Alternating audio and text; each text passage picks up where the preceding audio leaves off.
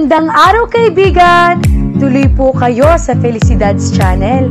Sa mga kwento ng buhay at pag-ibig na hinalukay sa natatagong baul ni Felicidad. Pero bago po tayo magpatuloy, huwag niyo pong kalilimutan na i-like ang video, i-subscribe ang channel, at i-click ang notification bell para lagi kayong updated sa mga parating pa na upload.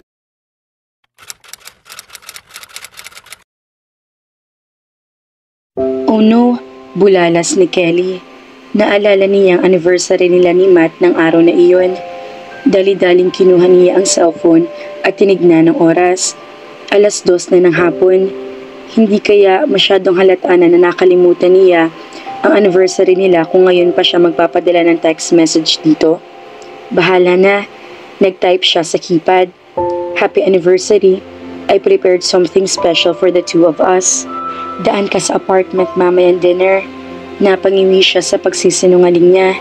Pero iyon lang ang naisip niyang paraan para hindi masyado maghinala si Matt na ngayon lang niya naalala ang okasyon sa araw na iyon. Masyado nang rocky ang relasyon nila para bigyan pa niya ito ng panibagong dahilan upang magalit sa kanya. Ipinadala niya ang mensahe dito. Tumingin siya kay Mrs. Bermudez sa kabilang mesa.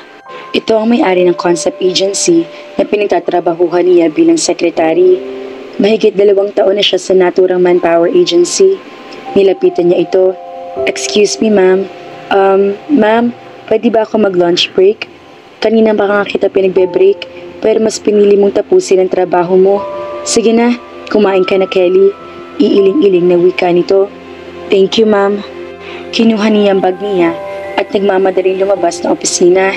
Sandali lang, pasigaw na sabi niya na makita nakabukas ang elevator. Tumakbo siya sa hallway.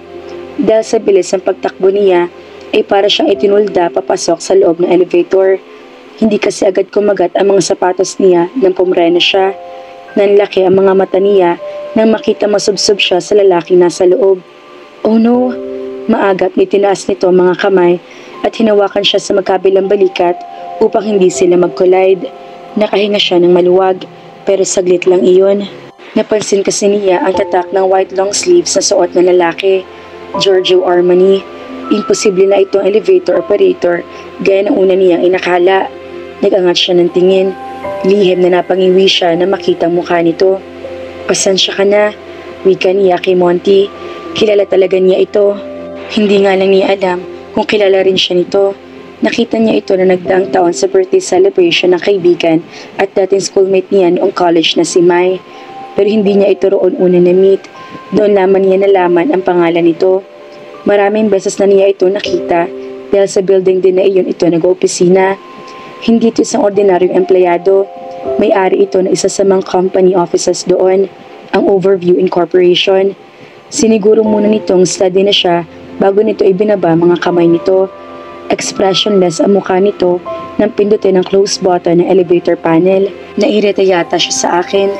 Pasensya ka na talaga sa kapalpakan ko. Paumanhin ulit niya. Hindi ito tumugon. Nakatingin lang ito sa indicator kung nasa ang floor na sila. Ang seryoso talaga. Ganoon na impresyon niya dito mula pa nang una niya itong makita sa office building na iyon. Napakaseryosong tao.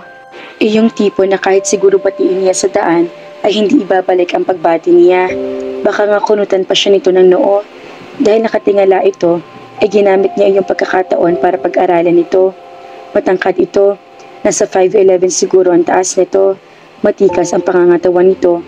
Pero para hindi nito utang iyon sa pag-gym, kundi sa ancestors nito. Pangahan ang mukha nito. His eyes were a shade of brown. His nose were perfectly pointed. Manipis ang mga labi nito. Moreno ito.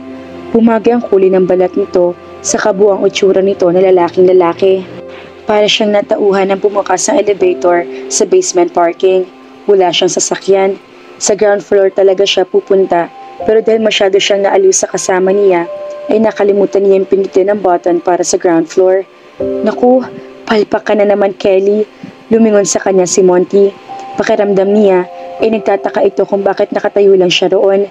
Napilitan siya lumabas ng elevator dahil nakakahiya kung malalaman ito hindi talaga doon ang punta niya. Pero anong gagawin niya roon? Ihintayin ko ritong boyfriend ko.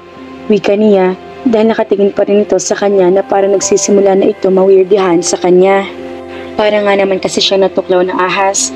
Para panindigan na sinabi ay naglakad siya. Ito man ay nagpatuloy sa paglapit sa puting Volvo SUV nito. Malaking sasakyan iyon, bagay na bagay dito. Inalabas niya ang cellphone niya. Naku, nag-text ang boyfriend ko. Hindi raw niya ako masusundo. Nagkunwari pa siya ng dismaya pero itinago ang cellphone niya. Pabalik na siya sa elevator na magsalita ito. Saan ka ba pupunta? Hindi siya makapaniwala na narinig niya ang boses nito. Ang akala kasi niya ay hindi ito nakikipag-usap sa mga taong hindi nito kilala. Hindi pa naman pala umaabot sa level na iyon ang kasupladahan nito. Sa abangan ng taxi, since hindi ako masusundo ng boyfriend ko, sa labas na lang ako mag-aabang ng taxi. Sumabay ka na sa akin. Nakanganga siya habang nakatingin dito at naghihintay na kumpirmahin ang narinig niya rito. But he just kept on staring at her. Tila wala itong balak ulitin ang sinabi.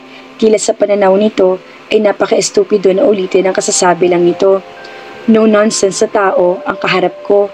Hindi dapat ako umakto na parang tanga at baka mairita na siya ng tuluyan sa akin. Thank you. Pumasok siya sa sasakyan nito.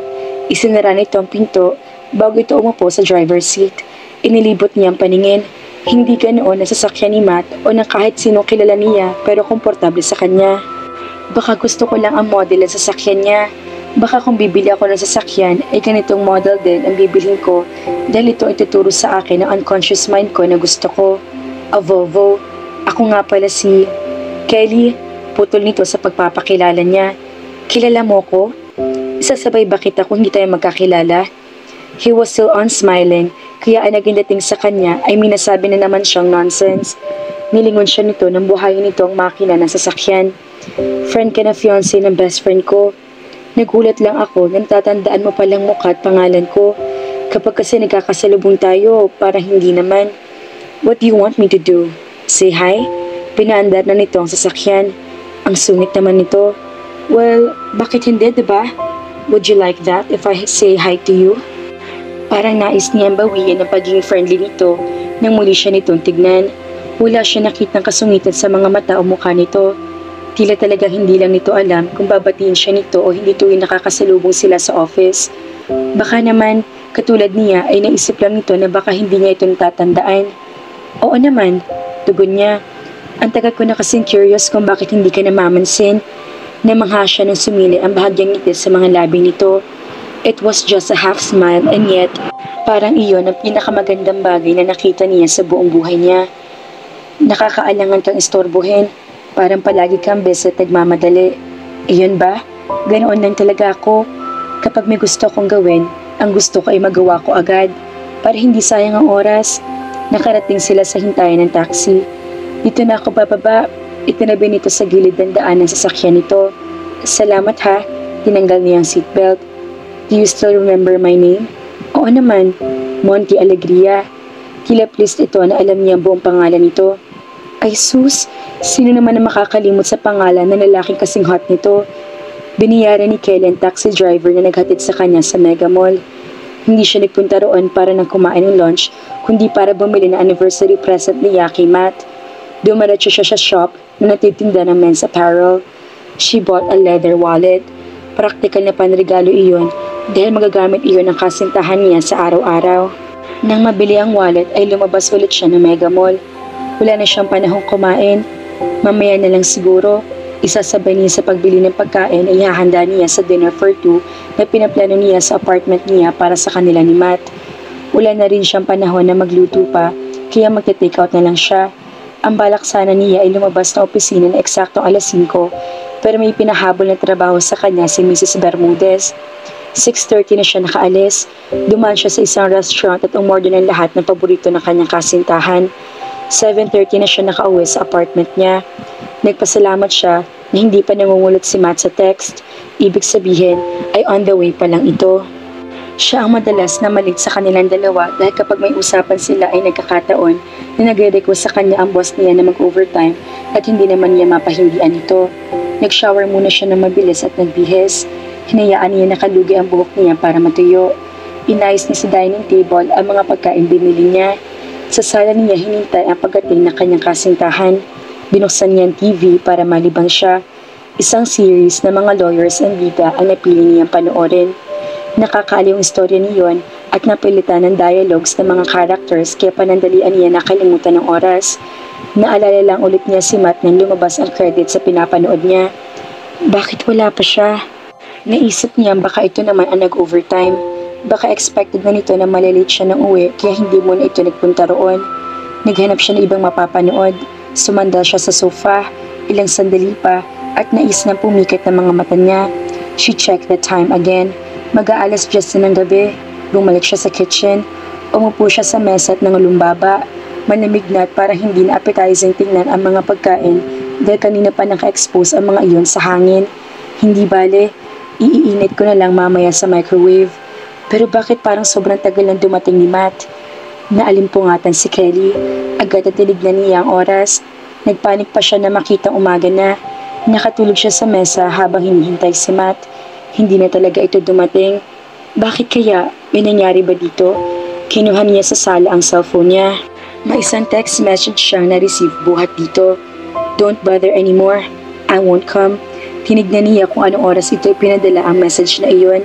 11:20 p.m. Na-traffic lang ba iyon sa network? Alas 2 pa nang i-text niya ito na nagdaang araw, kaya bakit pasado alas 11 na ito sasagot na hindi pa ito makakarating?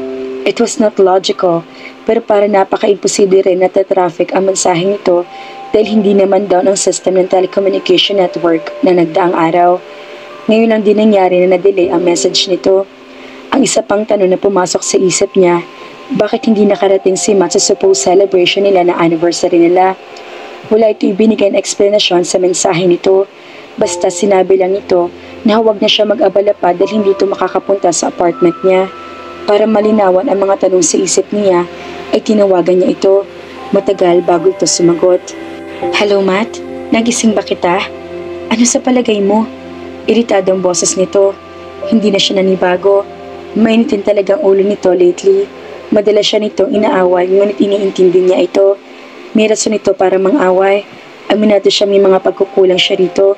Babawi ako promise. Hindi nga lang niya alam kung kailan niya magagawa iyon. Ang nais kasi nito ay mag-resign na siya sa trabaho para magkaroon siya ng maraming time para dito. Hindi pa niya kayang gawin iyon sa ngayon. May pinag-iipunan pa siya kaya kailangan niya magtrabaho. Sorry, itatanong ko lang kung may nangyari sa'yo.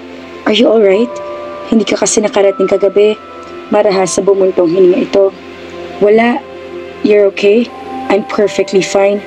Bakit pakiramdam niya ay may itinatago ito sa kanya kaya ayaw nitong sagutin ng diretsyo kung bakit hindi ito nakarating sa apartment niya na nagdaang gabi? Bakit? Nag-prepare ka ba? I prepared dinner. Lahat ng favorite mo inihanda ko and I bought something for you. I told you not to bother anymore. Late na kasi nakarating sa akin ang text mo. Na-delay yata. Hindi ito nagkomento tungkol doon. Ang ibig bang sabihin niyon ay hindi totoo na na-delay ang message nito. Talagang pasado alas 11 na ito nag-text para masiguro nito na nakapaghanda na siya at naghintay dito ng ilang oras. Pinapasakitan ba siya nito? Next time na lang tayo mag-celebrate. That is if you have the time. May kasamang parungit ng wika nito. Nawala na ito sa linya kapag kuwan. Bye, wika niya kahit alam niya na wala na siyang kausap. Kinagat niya iba mamlabi pagkatapos itago ang cellphone niya. Naku mga ka-felisidad, mukhang hindi magtatagal ang relasyon ni Kelly sa kanyang boyfriend na si Matt. Kaya naman, abangan!